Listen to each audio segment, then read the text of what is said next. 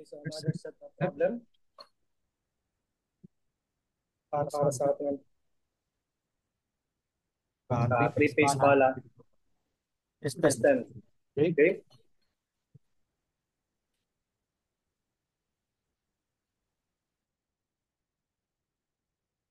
Sa first problem tayo.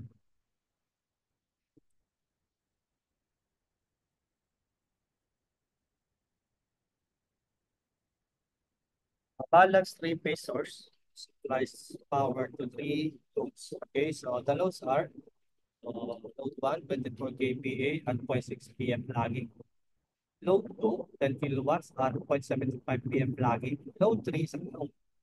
If the line voltage at the load is 208 volts RMS, the magnitude of the total complex power is 35.52 kVA and the combined power factor at the load is 0.88 lagging.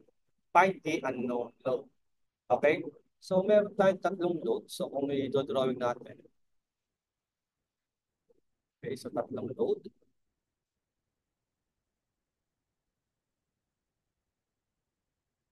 Okay, so connected daw siya sa 208 volts.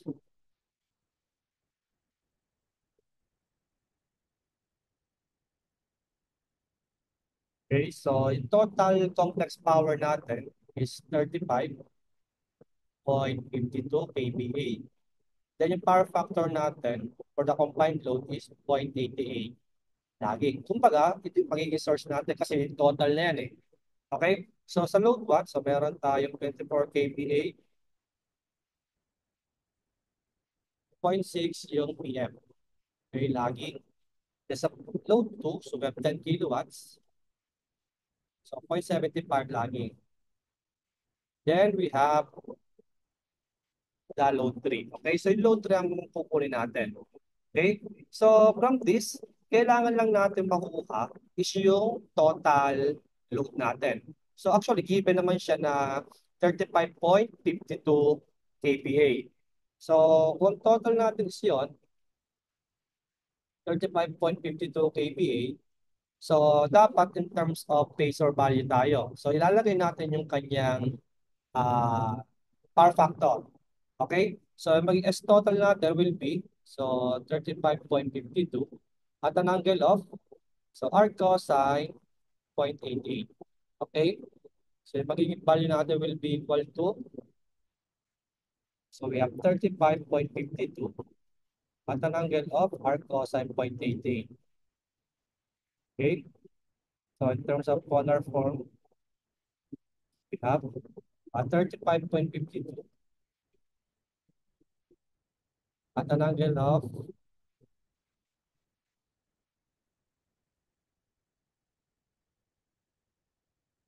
28.3576. Ito in terms of kVA. So itong mga load natin, i-convert din natin sa ganitong form. Okay? So from this, so yung S1 natin will be 24 at an angle of R cosine 0.6. Okay, so yung S1 natin, so pangalan S1, S2, tsaka S3. So S1 natin is equals to R cosine 0.6. So 53.1301. Ito, kVA din. So yung S2 natin, so naka-kilowatts pa siya. Okay, so para ma-compute natin yung kanyang apparent power, so i-divide natin by the power factor. Okay, so S2 natin is 10 kilowatts. So para maging apparent power siya, divide by the power factor of 0.75. Okay, at an angle of, so R cosine 0.75. So lahat ng thing naman. So yun. So we have 10 divided by 0.75. So at an angle of R cosine 0.75. Okay? So in terms of polar form, so 13.333 at an angle of 41.4096. 41.4096 kVA then. Okay? So from this, pwede na natin makompute yung S3. Okay? Find the unknown load daw eh. Okay, so kung natin si S3. Okay, so total natin ito. So we have S total is equals to S1 plus S2 plus S3. So kung natin si S3. So we have S total. So 35.52 at an angle of 28.3576. So lipat ko sa kabila yung S1 at S2. So minus S1. So 24 at an angle of 53.1301. So minus S2. So we have 13.333 at an angle of 41.4096. Okay, so from this we can calculate for S3. So ito na yung ating S2. Okay, so S total natin. So 35.52 at an angle of 28.3576. So minus na natin S2, ito yon. So minus S1. We have 24 at an angle of 53.1301. Okay? So polar form yung S3 natin is 13.0884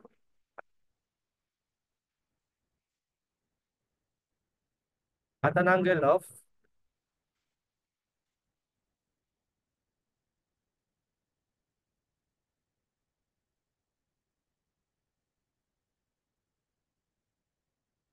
58.4028.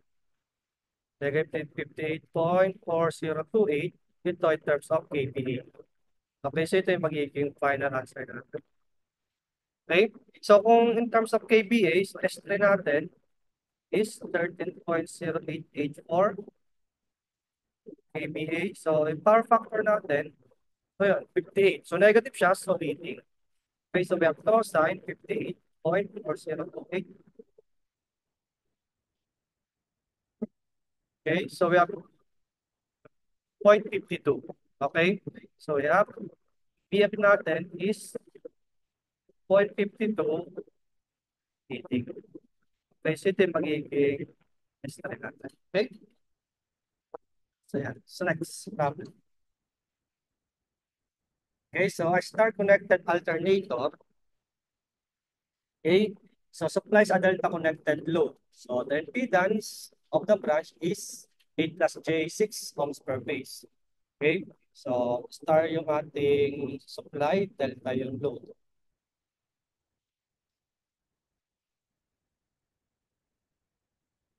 And, okay, so dito sa load natin, so we have 8 plus J6.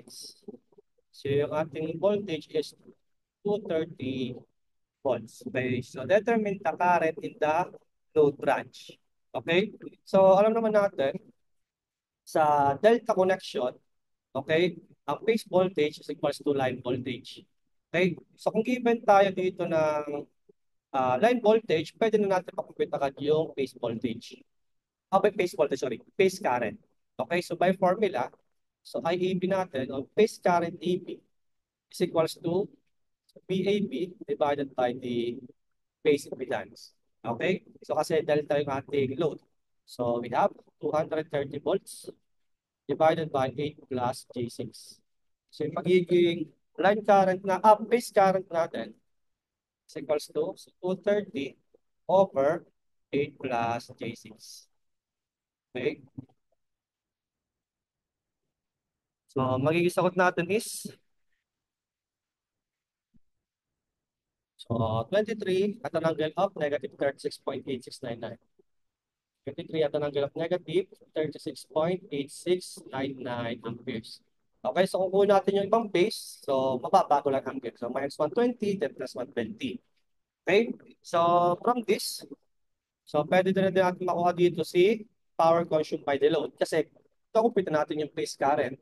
So kung power consumed, so kailangan lang natin dito is the resistance. Okay, so by formula, we have P equals to so 3I square R. Okay, so power consumed by the load. Okay, so I square R lang siya. So magnitude na lang. So 3 multiplied by 23 square multiplied by the resistance of 8. So ito yung total na natin kasi multiply na natin by 3. Okay? So we have 3 times 23 squared times 8. Okay? So magiging sagot natin is 12,696 12,696 watts. Okay? Ito yung magiging power consumed by the load. Okay, power factor of the load. So yan, so given naman yung ating ano kasi, impedance ng load. Okay, so from this, pwede na natin makompute yung power factor, di ba? So kunin lang natin yung kanyang ano, polar form, then yung angle, yun yung kukunin natin sa power factor. Okay, so 8 plus J6. Okay, polar form, yung power factor angle, so 10 at an angle of 36.8699. Okay, so yung magiging power factor angle natin is 36.8699. So ibig sabihin, power factor natin is cosine ng angle. Okay, so our cosine 36.8699.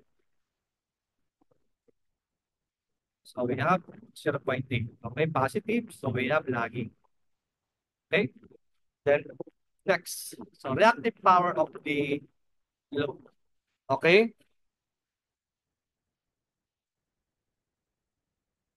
So to calculate for the reactive power naman, so we have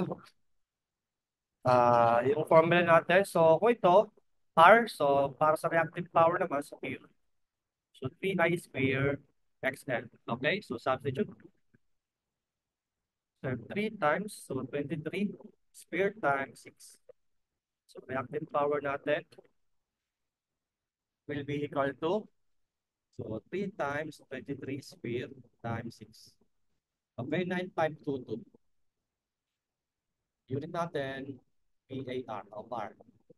Okay? So ito, yung magiging final answer natin. Actually, dito pa lang sa una, pwede na natin makompute yung ano apparent power. Okay?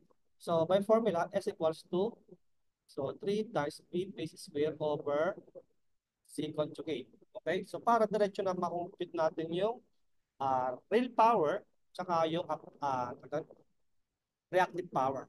So try natin ito. Dapat ito yung lumabas. So 3 times yung phase voltage natin kasi naka-delta naman siya, so same lang siya. We have 230 square divided by C conjugate. So we have 8 minus J6. So try natin.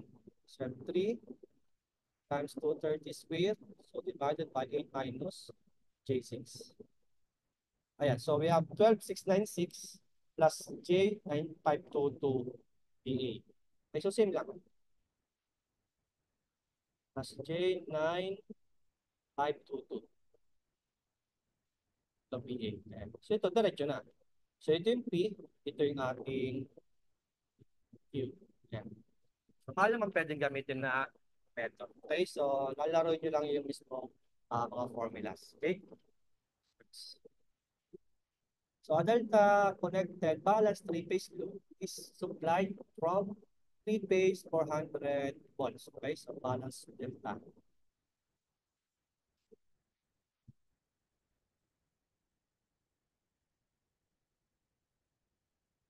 Okay, so the power taken by the load is, so the total power sa load is 10 watts.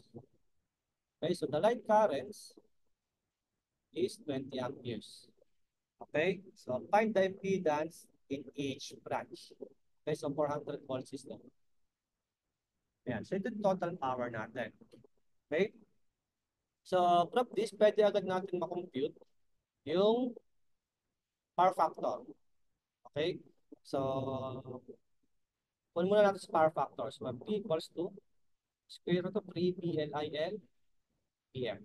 Okay, so yung PM ang gagamitin natin para makakuha natin yung impedance. Okay, so we have PF is equals to, so 10K over square root of 3 times 400 times 20. Okay, so yung ating power factor is equals to 10K over square root of 3 times 400 times 20. Okay, so 0.7217. Okay, So, ayan, meron na tayong PF. So, after nito, pwede natin kunin si ah, apparent power. Okay? So, yung apparent power natin sa loop is equals to, so again, yung ating true power divided by the power factor. Okay? Okay, so we have divided by the power factor of 0.7217 at an angle of arc cosine 0.7217. Okay, so ito yung ginamit kong formula. Kasi ang gagamitin ko mamaya para makuha yung impedance natin is yung formula ng S equals to 3B base square over C base. Okay, so kunin muna natin si SN o yung ating total apparent power sa load. Okay, so we have 10K divided by yung ating power factor, yung sagot, at an angle of arc cosine answer. Okay,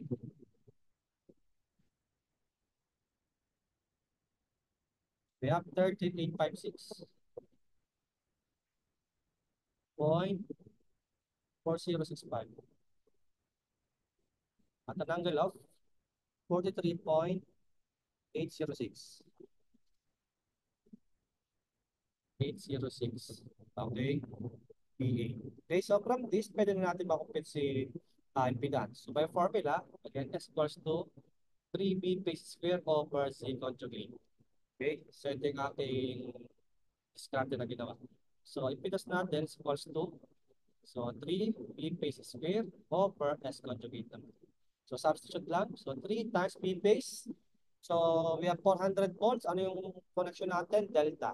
At alam naman natin kapag delta, base voltage equals to line voltage. We have 3 times 400 square. Okay, plus square to 3.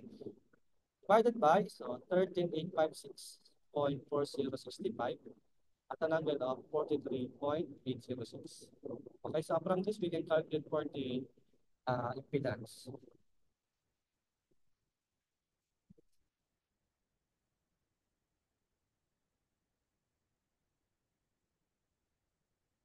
Okay.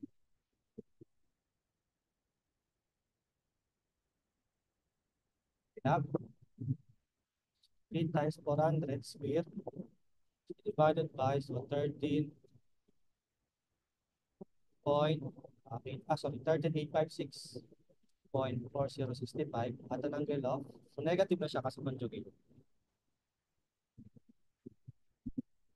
43.806. Okay, so molar form.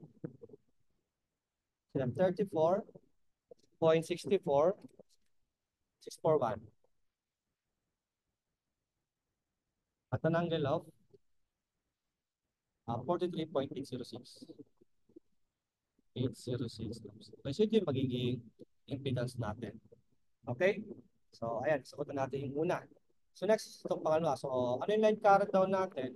If the same load is connected in star naman. So, ibig sabihin, yung ating load is mapapapuntang star. Okay, so same load pero why na yung magiging connection natin? Ito na siya. Tayo. Sige, sa number 2. So, why naman yung connection natin?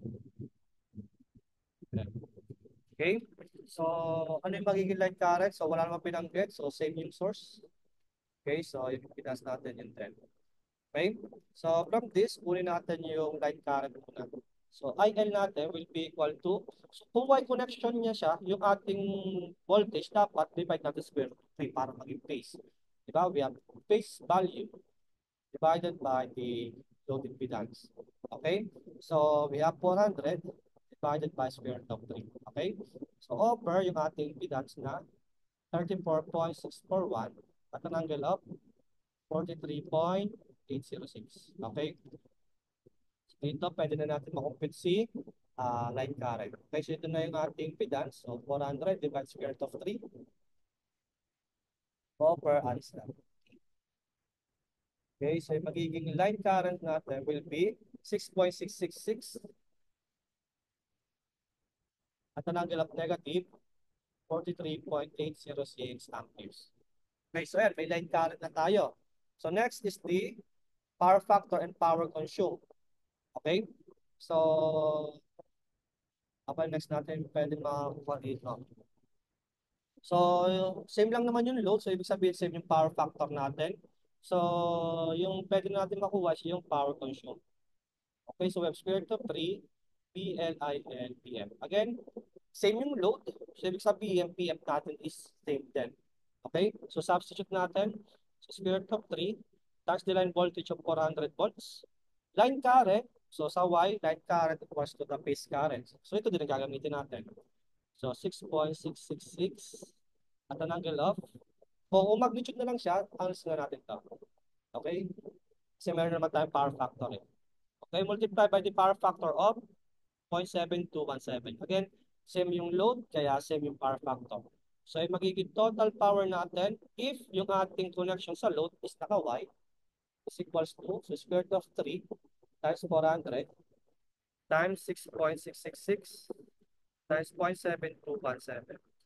Okay, so 3333.356. 0.356.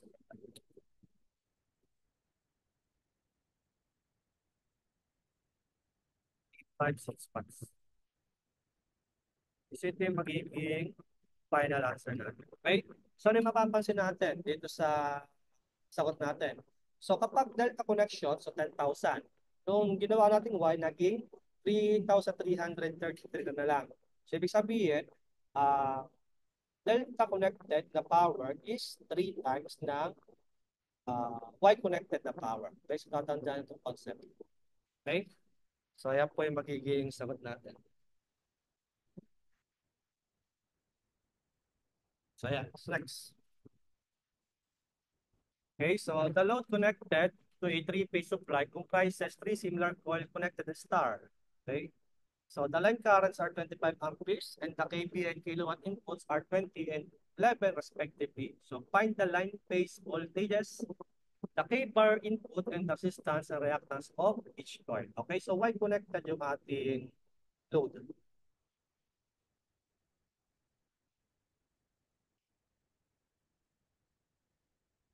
Why connected? Okay, so given tayo ng line currents na 25 amperes. So, yung ating kVA, so S natin is 20, then yung P natin is 11. Okay, so from this, pwede na agad natin makompute yung kVAR. Okay, so by power triangle, ito si S, ito si P, ito si Q. Okay, kailangan natin si Q. Okay, Q equals to, so square root of S square minus P square. Okay, by Pythagorean. So, square root of S, so we have 20 square minus 11 square. Okay, so reactive power natin is equals to 20 square minus 11 square. Okay, so we have 16.7.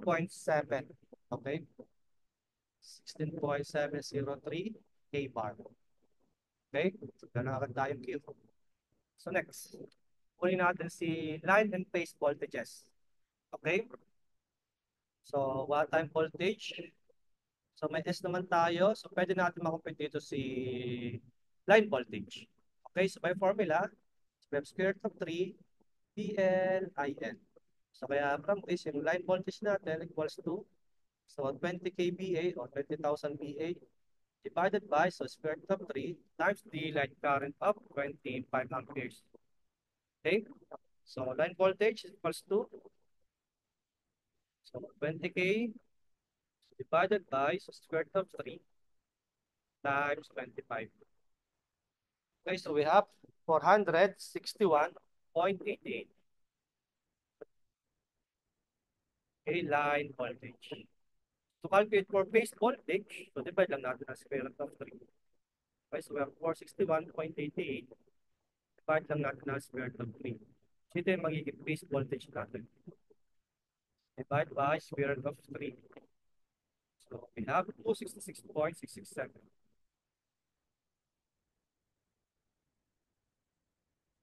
Okay.